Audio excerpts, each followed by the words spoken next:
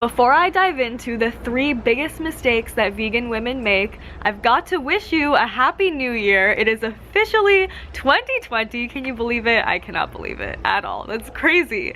I just want to say before I get into this video, I'm doing a free 5-day challenge. It's going to be off the chains. It's going to include fitness, nutrition, and important mindset and motivational practices to help us practice self-love and really continue to take care of ourselves and speak kindly to ourselves.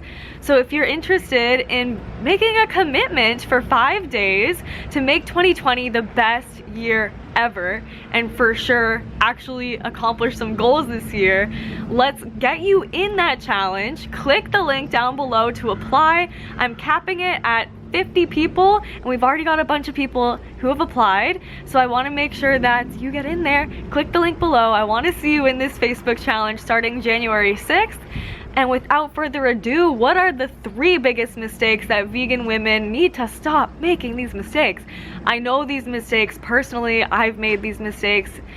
God, I've made these mistakes for too long, and now I help women just like you not make these mistakes and overcome these mistakes in my private practice. So let's dive into it. Number 1, a lot of women think that they need to burn themselves out and go really, really hard when they work out. Maybe they feel guilty taking a rest day. Maybe they feel like they're not doing enough if they take it easy. And this is a huge problem, because when we're over exercising, when we are doing high intensity, high impact too much with not enough recovery, this is definitely going to cause a cortisol spike. Cortisol is the stress hormone that does mess with our hormones. It actually inhibits progesterone, which is a very essential female hormone for getting a healthy cycle. It also leads to water retention. It makes insulin not work properly. So insulin, the hormone that helps get blood sugar into the cell, that helps get sugar into the cell, insulin is not going to work properly if we're jacked up with our cortisol, which is the stress hormone.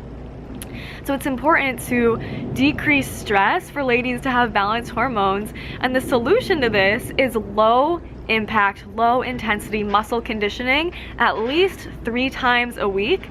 Muscle conditioning that's low impact and low intensity, it's amazing because it helps to build bone mineral density, which I don't know if you've heard, but of course women, especially postmenopausal women, may be of concern for having low bone mineral density. So it's important to build our bones now with low impact muscle conditioning. And whether you're looking to gain healthy muscle mass and gain weight, or if you're looking to lose fat, gaining muscle is going to really help to boost our metabolism, which makes it so that we burn more calories when we sleep, so that we can eat more and we burn more and we feel really strong and we look really lean and toned and just amazing. So mistake number 1 is you're over exercising, or you just have this idea of exercise that it's like torture. Like it doesn't have to be that way. You know, we can do low impact, low intensity and gain a lot of strength and have that be a really great way to work out. Because I know you vegan ladies are overachievers and you just feel like you need to be exhausted, you know, after workout, and that's not the case. Okay?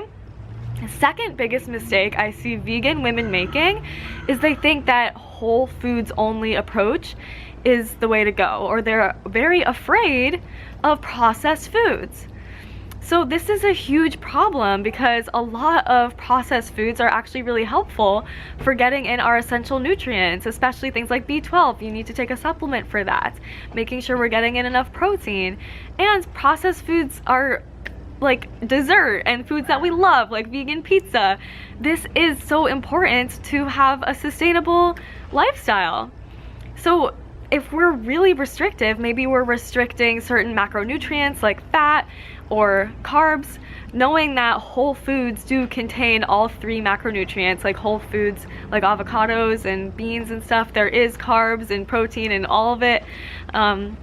We've got to incorporate all 3 macronutrients and making sure we're not being super restrictive, so that we can actually stick with this diet long term, this lifestyle long term, and not lead to deficiencies in any way. Okay, there's essential fatty acids, there's essential nutrients in these foods that we want to incorporate, and I want this to be sustainable for you. So making sure that the solution here, I want to tell you, is to have a plan, that includes foods that you love, like desserts, yes, like processed foods, quote unquote processed foods, yes, and that is health promoting and in alignment with the goals you want to accomplish.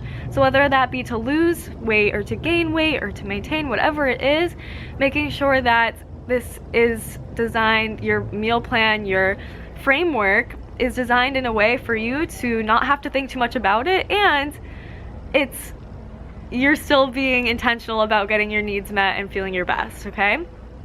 So yeah, let's not take the whole foods only approach. Let's not demonize any macronutrients like fat or carbs, and let's not demonize salt or oil or sugar. Like, that's okay to have a little bit of these foods, all right?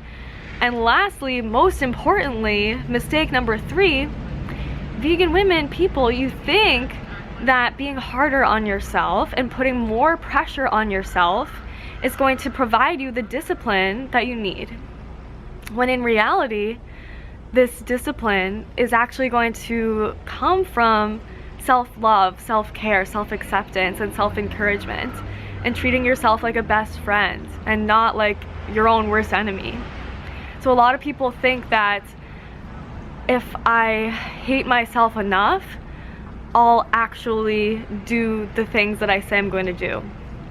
Have you ever thought that before? Have you ever thought that maybe if I just keep being meaner to myself, I'll finally do what I say I'm gonna do? Like, kind of like a dictator or a bad manager. They think that trying to lead from fear is helpful. It's not helpful. That's a huge problem, because then you're just gonna end up being really depressed and not feeling confident, not feeling good in yourself, not feeling like you trust yourself, and not feeling good in your body. It's a huge problem. I don't want anybody to go another day feeling that way. And the solution to this problem, yes, is practicing true self-acceptance, self-compassion, noticing that voice in your head and reining it back, making sure that voice in your head is a voice that is compassionate and encouraging. And maybe closing your eyes and taking a second to visualize what is it that you're so excited to create. Because when we love ourselves and when we have a vision that we're excited about, you are going to accidentally wake up at 5 in the morning and go work out and go take care of yourself because you love yourself so much and you're so excited about this vision. You know, let's not make the mistake of thinking that we need to be harder on ourselves and that we need more discipline. Instead, let's make it that we need more excitement, we need more love, we need more joy, because what's fun is sustainable, okay? I really hope you got a lot out of this video, and again, I want to remind you, my 5-day fitness, nutrition, and mindset, it's a holistic challenge. It's starting January 6th, making sure that you're not making any mistakes in 2020 holding you back from accomplishing your goals.